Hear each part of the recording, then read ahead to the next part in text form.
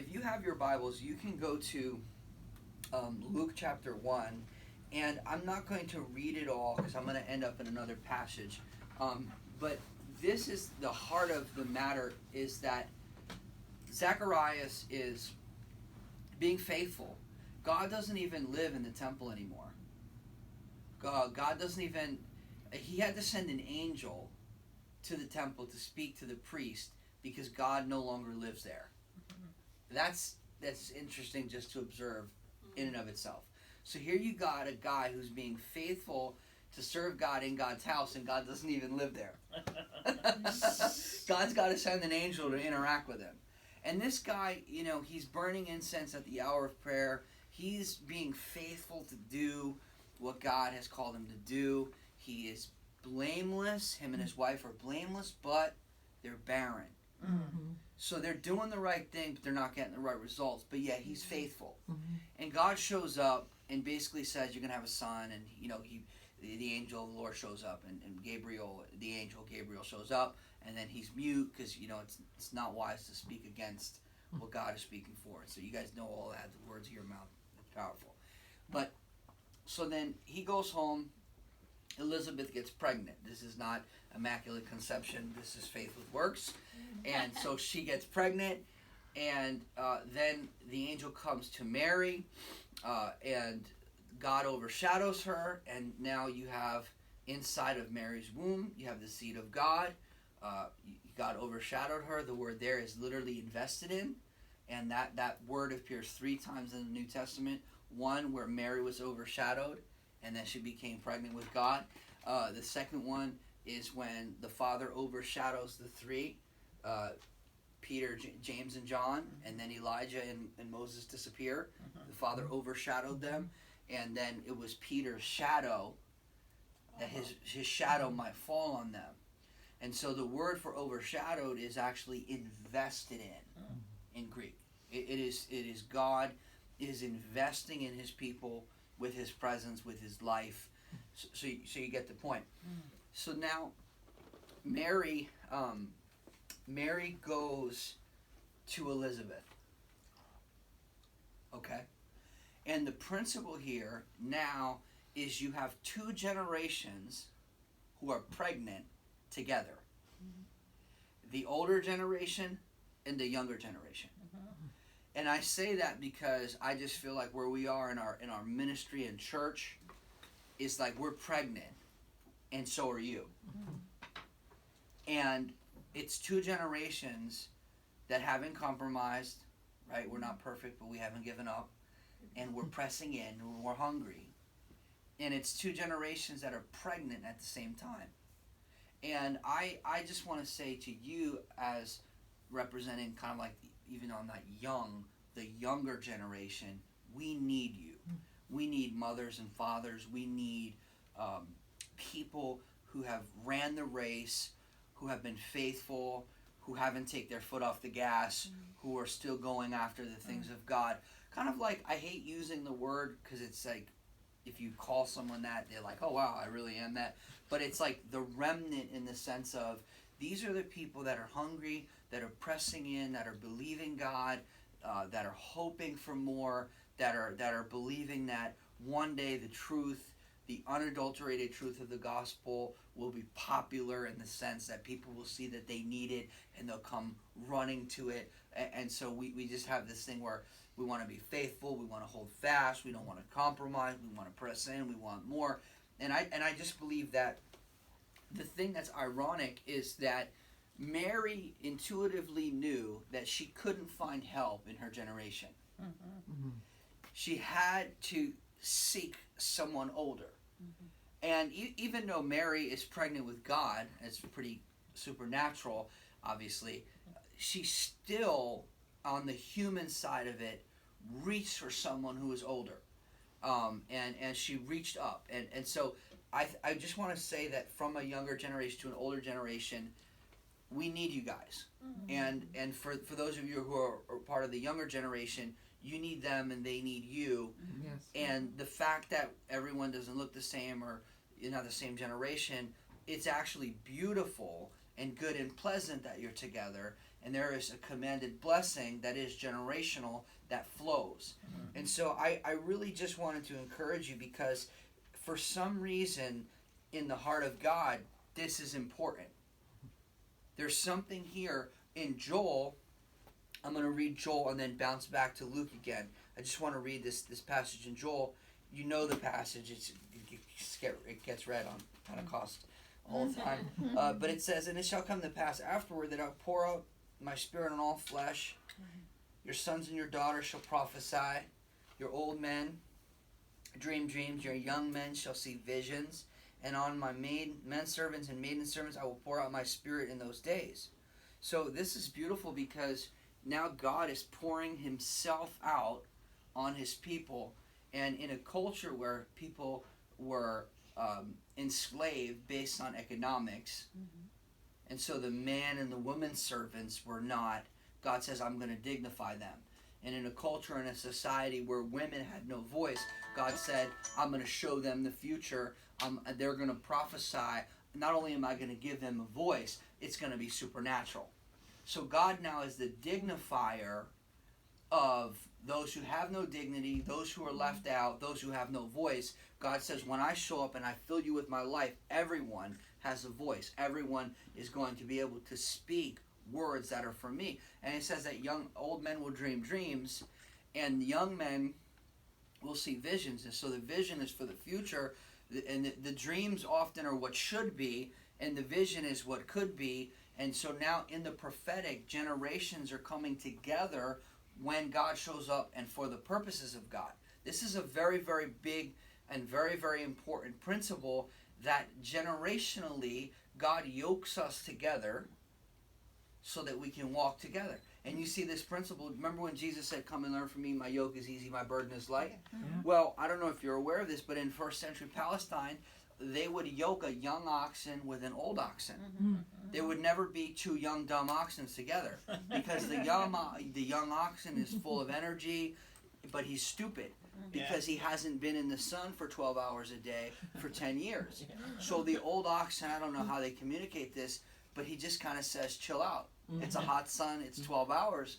We're going to just move forward slowly. And so there's even though they are not equal, they are equally yoked. I don't know it's hard to say that. They are equally yoked in the sense of they're moving in the same direction, right? I'm not saying go and marry a non-believer. Like, that's not what I'm saying. I'm saying that they are not, their experience is not equal. Right.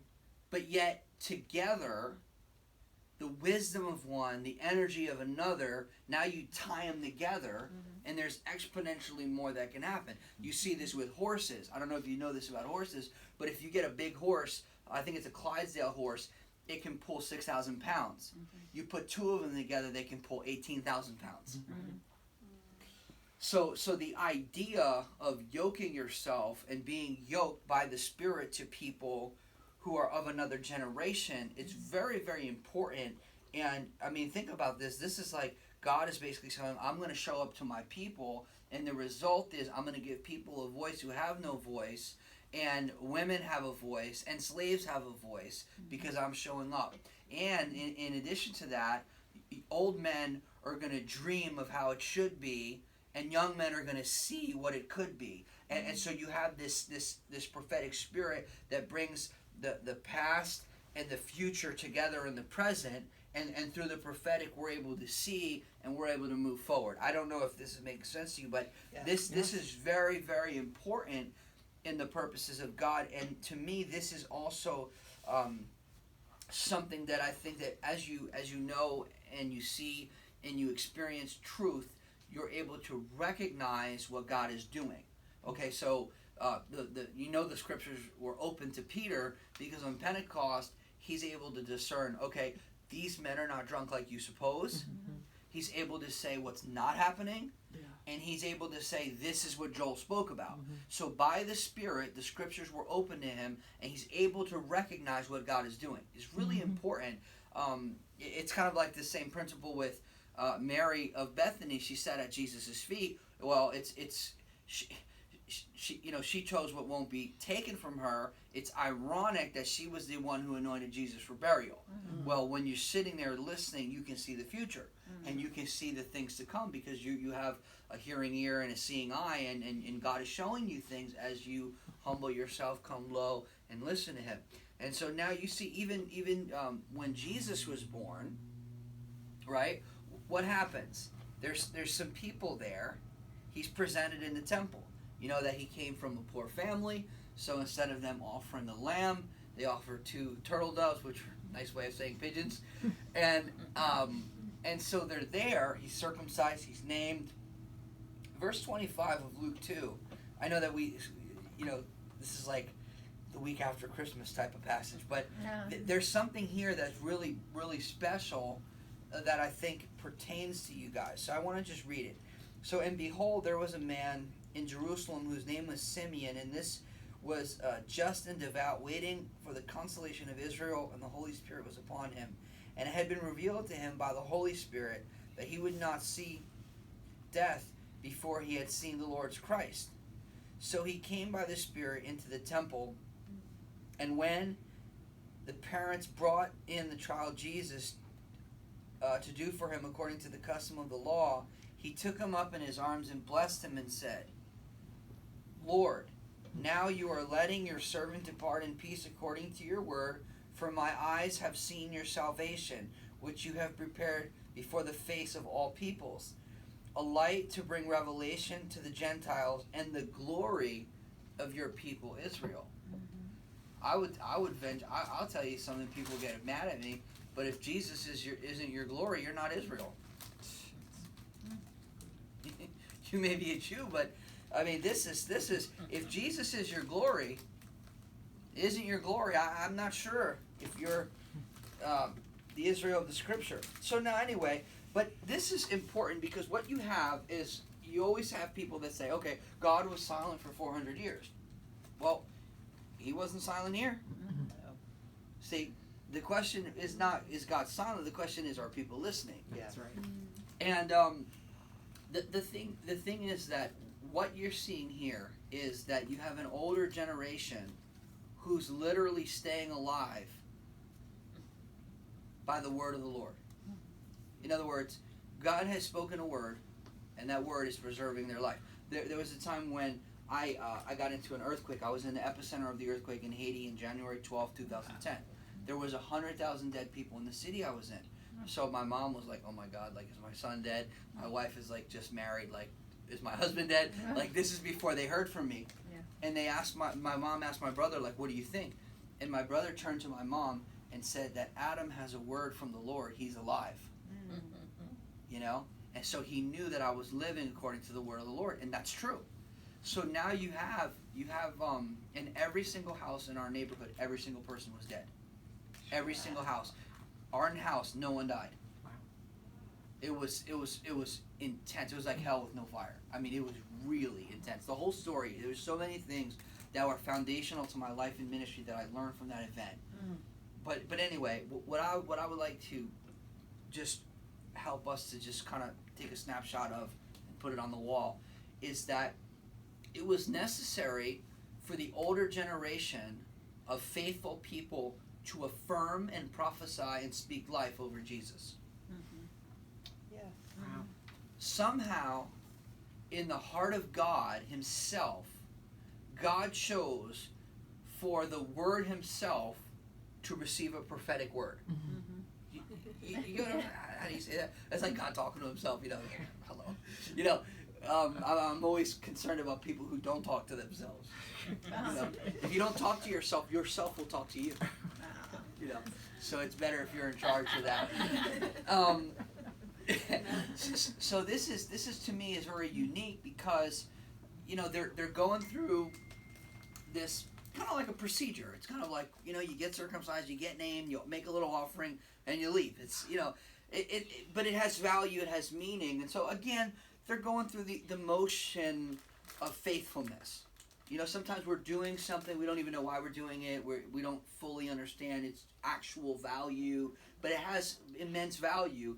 And so now this old guy lifts the baby up, prophesies, it takes faith to look at a baby who's just been circumcised and is probably still crying, that this is the salvation of God for the face of all people. Like, it's kind of like the thief on the cross. Like, one of them's angry and bitter, and he's the victim, even though he probably deserves to die. And the other guy looks at a dude naked next to him and goes, "Remember me in your kingdom." It's like, it takes faith to see that. You can't see that. Your eyes give you sight. Your eyes give you, sight, but faith gives you vision. I mean, you're able to see things that you just can't see, in the natural. It's like, and so now this Simeon, but he represents the older generation of prophetic people. He lifts up Jesus, prophesies to him. So my point is this, that we as the younger generation, we need your affirmation. That's important. That's important. For those of you who have children, do you have children yet? I'm pregnant right now. Congratulations. That's so great.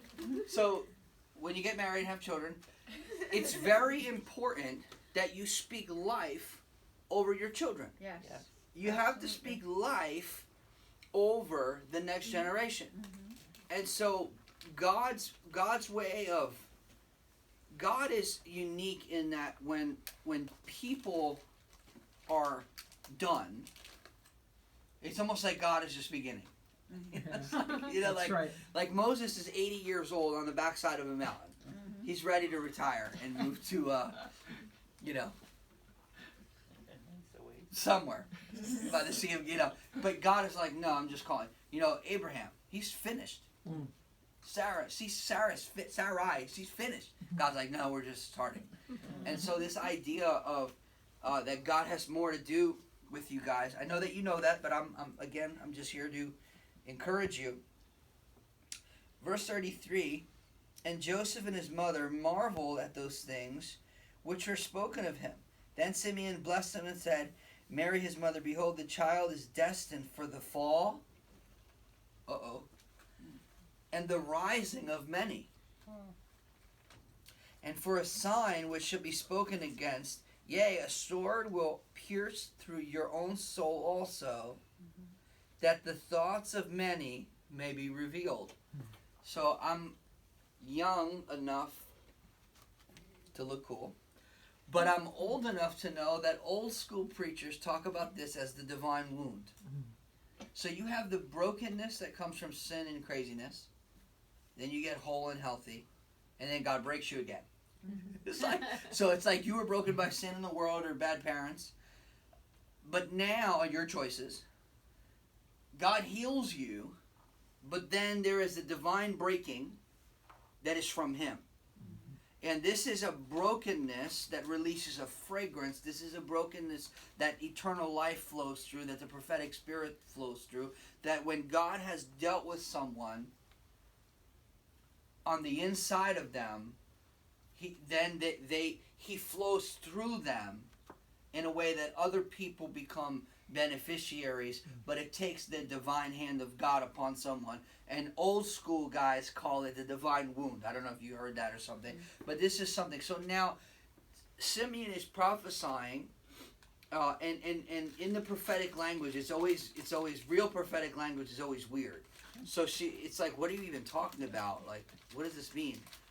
But what it's talking about is when a sword went through Jesus, when the spear went through his side in the physical, something happened to Mary in the spirit. There's a connection there. And the purpose is so that the thoughts of many would be revealed. Remember, Paul is talking about the prophetic, and he says someone walks in and you basically read their mail.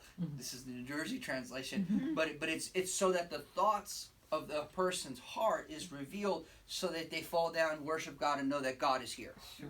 So this is a prophetic spirit. Part of the power of God, the prophetic, the presence part of that is, and people miss this sometimes, it's not just to make church fun, it's actually to produce real worship and for people to be like, yo, God is here. Yeah. Like, this is not like, okay, you got good lighting and nice sound. That's amazing. but God is here. There's something happening here that we know for sure. We don't know who you are, and we don't know how you know that, but someone's heart just got exposed and revealed.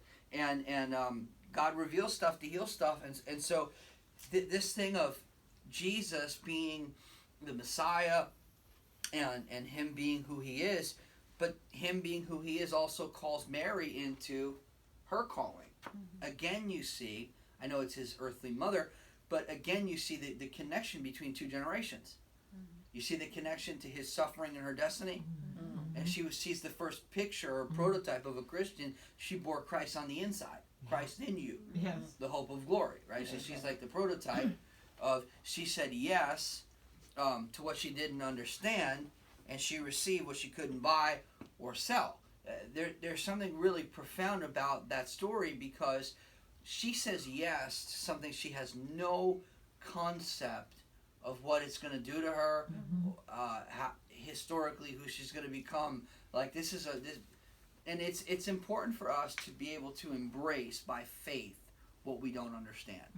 And faith then brings us into an understanding. Now, let me just read this, and I'm not going to go too much longer.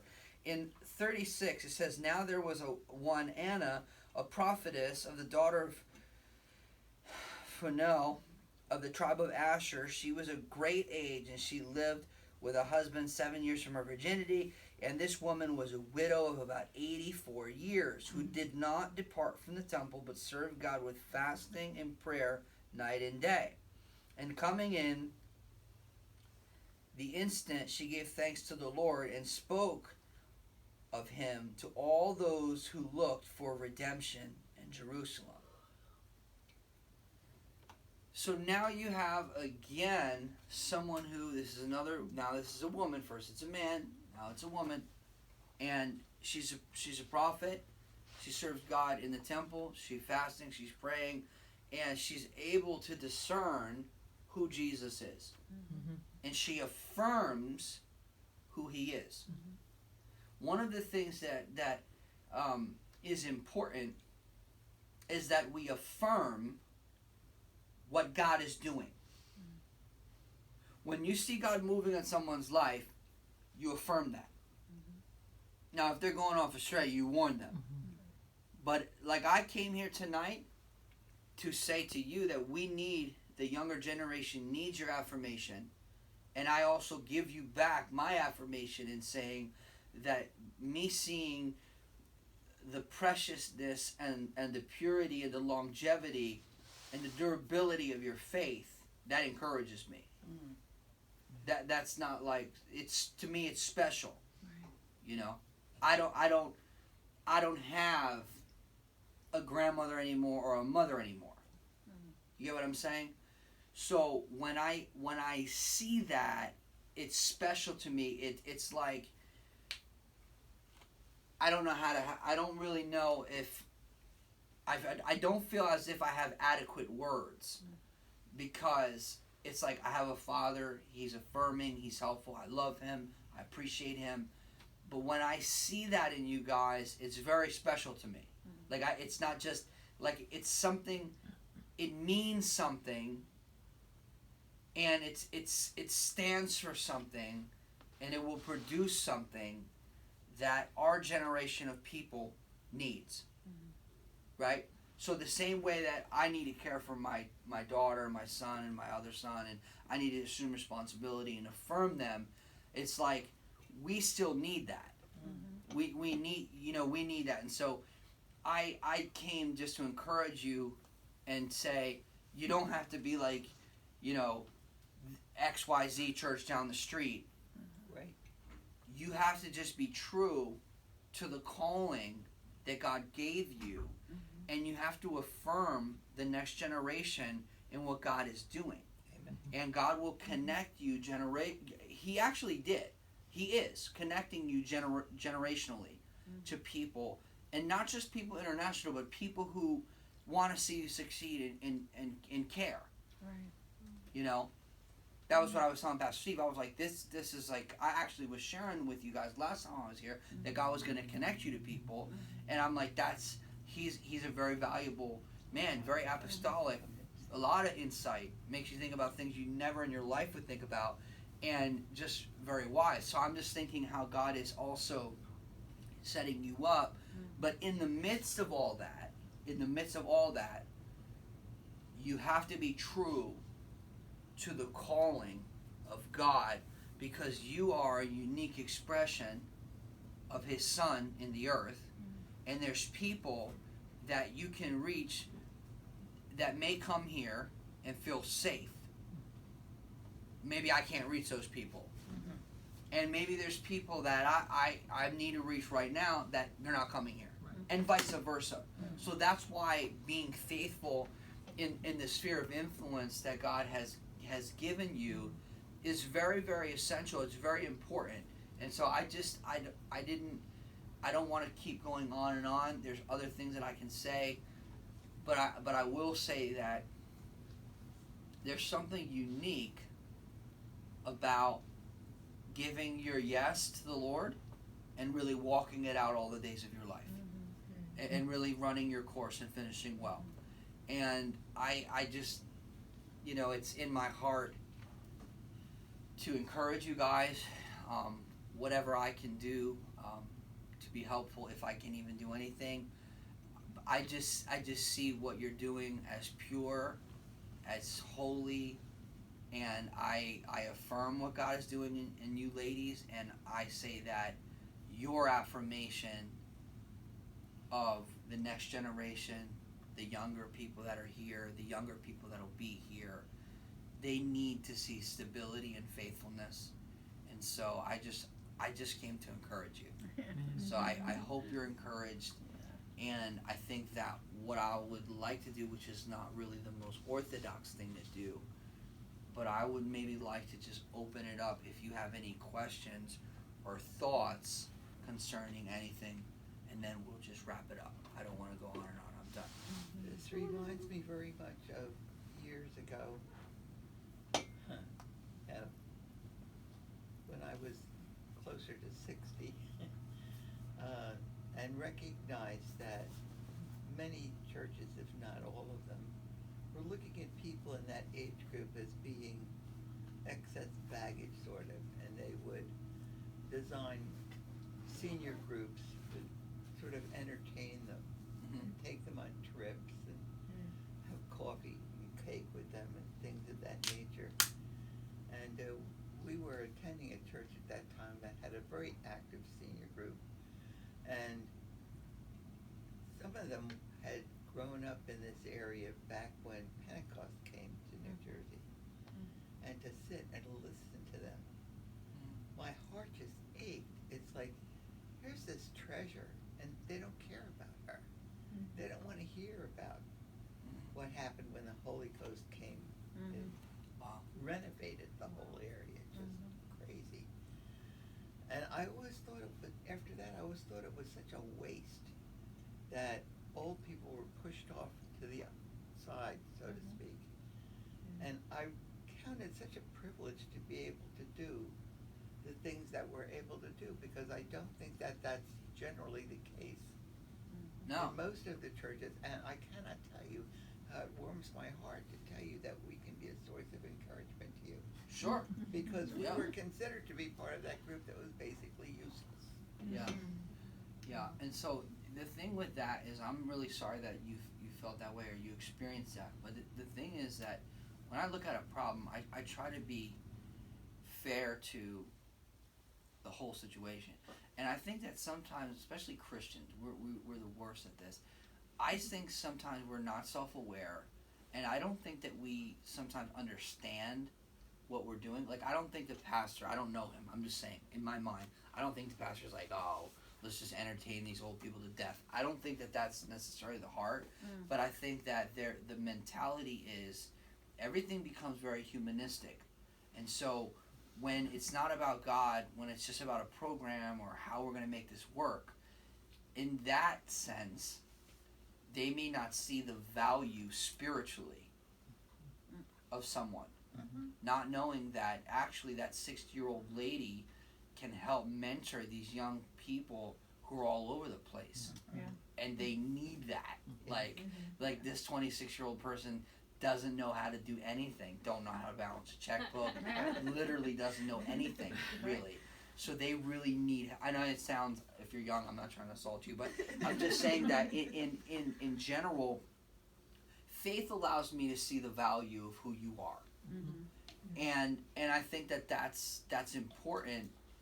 And if you look at the biblical narrative, I mean, even Jacob, he's old, he can't even see straight, but he still carries the blessing.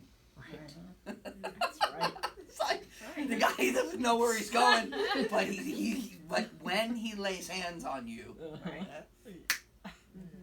Yeah. So good. you know, That's a really good so illustration. it's like, you know, that's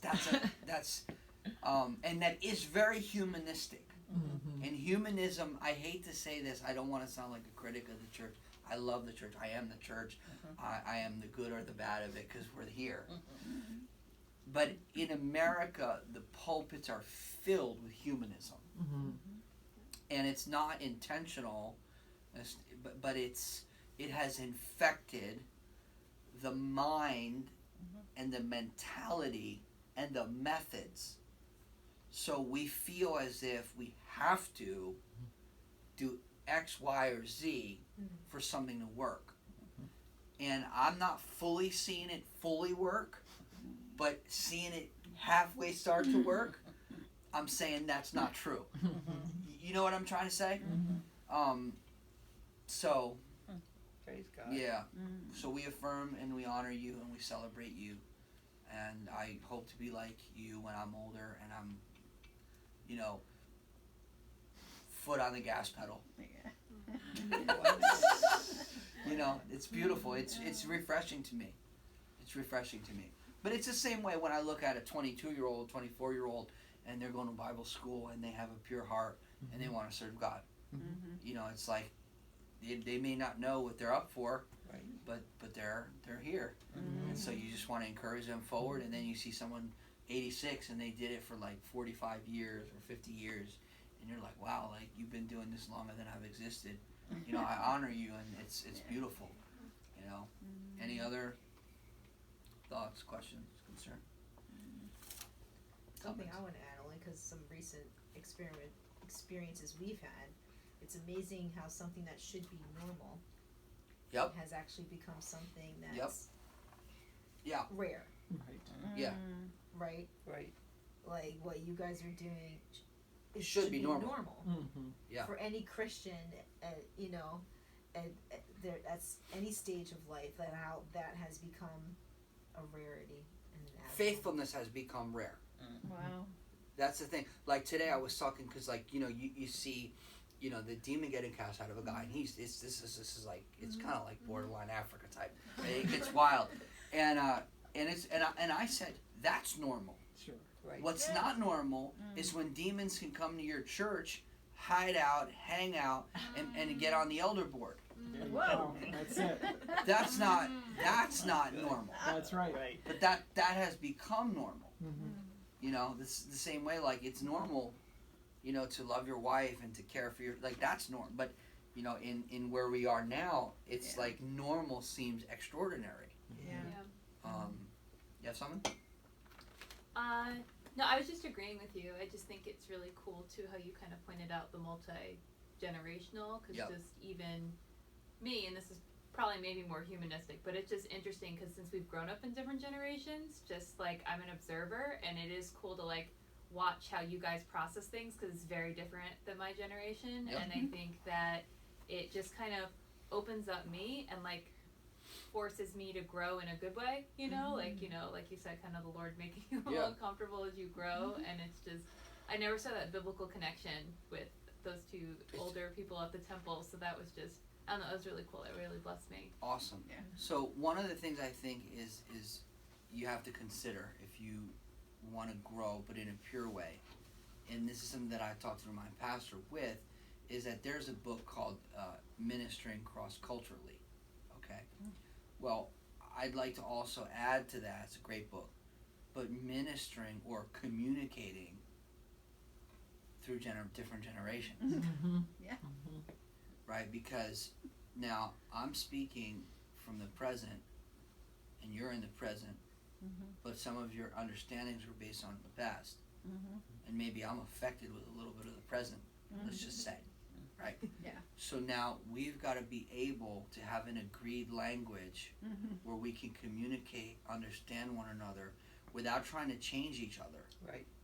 But actually saying, no, there's great value in who you are and what you know and what you carry, and the younger generation, you bring X, Y, and Z to the table, and we honor and we affirm that.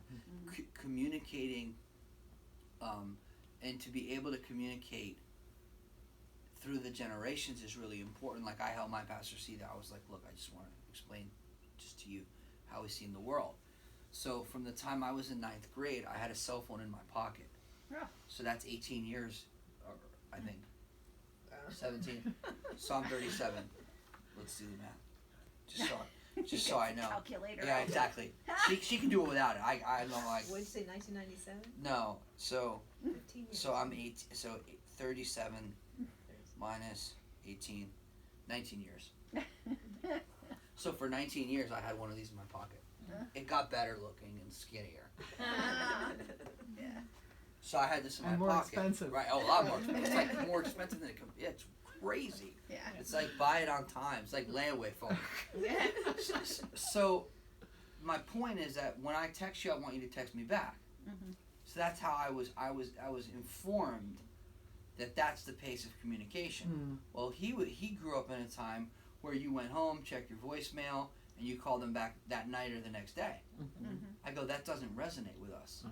I'm not trying to be overly demanding or rude. I'm just trying to help you understand that if I text you, I want to text back in the next 12 minutes. like, you know, but I know that sounds crazy, but I'm just saying there are people, and sometimes you have to draw boundaries on these people because it's not healthy. Yeah. Okay? But there are people that they literally expect you to be available 24/7, Yeah. which is not healthy. Yeah. Yeah. But I'm also saying that that's true, but on the other end, if someone texts you, text them back. Like to me, like for example, you see, this is a younger generation thing that we would see and be like, what's wrong with this person? Like you're posting online.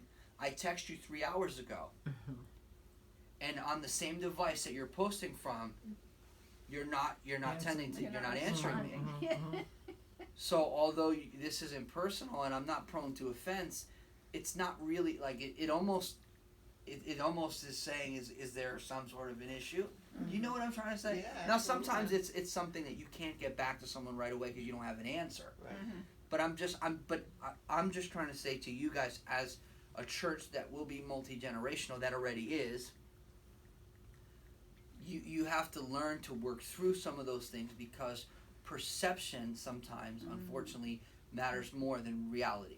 Right. I'm not saying it's right. Yeah. I'm saying that that's how people experience life, and so sometimes, one of the things that I've seen in churches and with leaders, pastors, is that let's say that I look at you, you're making a decision, you're the senior pastor. I trust you and I feel that you have integrity, but you're making decisions and I just don't agree with them. Right? But I don't know why you're making that decision.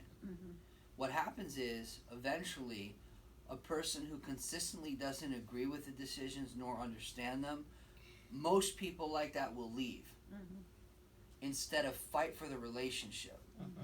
And most people don't understand the principle that you're not here, we don't have to agree with everything, but you're here to align yourself. So as long as we're not compromising our convictions or our core values, you don't have to agree with everything I think and say. I don't even agree with everything I think or say.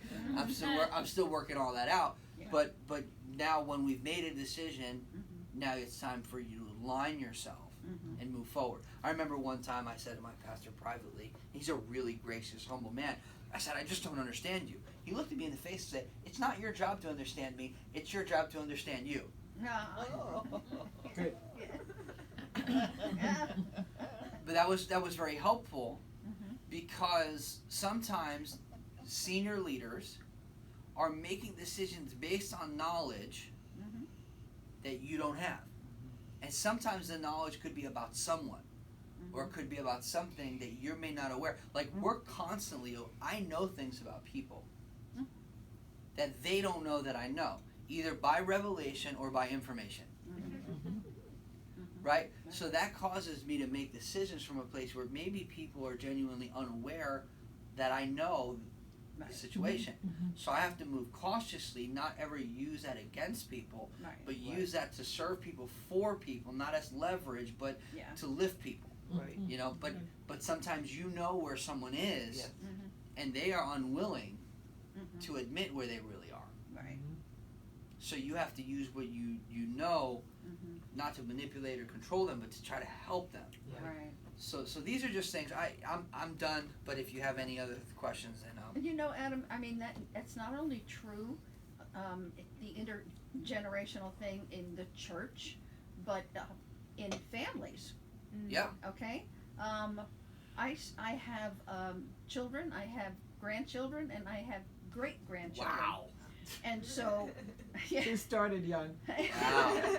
So, That's awesome. my daughter especially, when she was raising when her children were young, right? I was the arbitrator. Okay? It's like, okay, we're gonna call grandma, see what grandma says, right?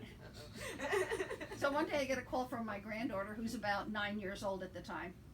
Grandma, don't you think I am too old to get spanked?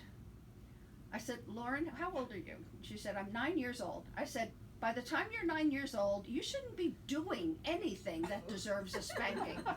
Put your mother on the phone. My daughter gets on the phone. I say to her, you hit that kid again, I'm coming down there breaking both your arms. Now, my granddaughter Lauren is the mother of 2, and she calls me up, Grandma, Brianna, who I call Brianna Queen of the Universe, because that's who she thinks she is at 6 years old. Yep. Okay? 7. And she was doing something mean to her brother, who's a little bit older than her. And so what happens? Sounds like a story. They have a conversation. I'm like, you're having a conversation with a 6-year-old who's being mean to her brother? Excuse me? And she, well, let me tell you what I did. And she, tells me the whole story. And she said, I want your advice. And I said, I can't give you advice, Lauren, because you'd be in jail with my advice. So sometimes you need to know your limitations with the generational whatever, because things that were acceptable when I was raising children with a wooden spoon in my belt, it's not acceptable. I'm still pro wooden spoon, I gotta be honest. Just not out of anger. Yeah. No. Out of, I think that's actually a big problem that we have. Yeah. Is that you have either abuse or neglect, and neither one of those are right. You need firm love and boundaries, or else. And here's the thing that I found out with spanking, with things. I still spank them once in a while. I don't have to a lot, but with the little guy I do sometimes. He's only 4. But the thing is that I try to explain to them that bad choices will cause you pain. Mm-hmm. So not in an abusive way, but on the rear end. Yeah. Open hand, but you're gonna feel it. Yeah. But not to harm. And I just think that I agree with you. There's some things but then there's also things that are timeless, and people need. You see someone, and you're looking at someone who is either abused or neglected. You're not looking at someone's having a complete, absolute meltdown, cursing at their mom and dad, 10 years old, and you're looking at someone who's either abused or totally neglected, or the child who is the parent. And I just think that's a really damaging thing, and that has become, unfortunately, normal. And as kingdom people, I think that we have to kind of resist the urge to go in one extreme, to be neglectful, I'll never hit them because I was hit. Well, forgive the person that hit you, get rid of the anger, get rid of any trauma that you have, and assume responsibility for disciplining and nurturing and developing them. Because one of the things that we don't think about is that discipline in church and in life, it's one of the things that develops people. Mm-hmm. you can't be fully developed without discipline. Right. Like, it's not, and some people can't handle correction. Mm-hmm. And the way I say it is, well, if you can't handle correction, you can't handle promotion. Mm-hmm. If serving is beneath you, leading is above you. Mm-hmm. It's just really simple. Like, if you won't respond to correction, that tells me that you're not safe. Mm-hmm. You know? Mm-hmm. I don't know. I'm hoping that this is somehow No, you're helpful. right. You're absolutely right, because what you're doing is, if you reject that, you're rejecting growth. Yes. If you won't accept correction, if you won't at least take it to the Lord and, have Him search your heart Mm-hmm. and, determine. I mean, there's people that can say things thoughtlessly that sound like correction. It's not really Yeah. appropriate. It's rude. Yeah, that's Right. different. So just, push that off the table. But, I mean, nowadays it seems to me that most young people grow up in an atmosphere where anything goes. They make all the decisions themselves. Yeah. They're not taught responsibility. They're not Yep. taught No, entitlement is what's taught. relationships. They're Yep. not taught how to build relationships. Yep. Yeah, they've got a lot of needs. When I was younger, maybe 7, 8 years ago, the Lord said to me, if you want to cut your problems in half, hang out with people twice your age. And so a lot of my friends are not old, but a lot of them are a little older, and some of them are a lot older. But it's a sense of, I do have friends my age, contemporaries, but I'm just saying, like, it's important that you reach for people, that are further than you, and sometimes that's an age thing, and sometimes it's not. Mm-hmm. Sometimes there's someone That's in just your mature. vicinity that's really further, Yeah. Right. and Right. yeah. That's what I did in school. When I was younger, I didn't sit with the kids. I didn't like to. I sat with the teacher instead. I did that when I was Yeah, but younger. you learn, like, a lot that way, Oh Yeah. yeah. Yeah. And my now, best friend, she's 38. She's like, what? Yep. Many, many, many years older than me. Yep. Like, and now, like, I don't say this in a way of regret, because I don't have regret, but, like, if I would have had an opportunity to do it again, there's things that I would have asked my grandfather that didn't dawn on me Right. Right. at 18. Sure. I mean, there's things that I definitely asked and that were valuable, but now the type of questions that I would ask would be really different than an 18-year-old kid who just doesn't know anything about anything and thinks he knows everything. Everything. That's the dangerous Yeah, part. yeah. But anyway, so I'm done. If you guys are done, cool. Okay. If not,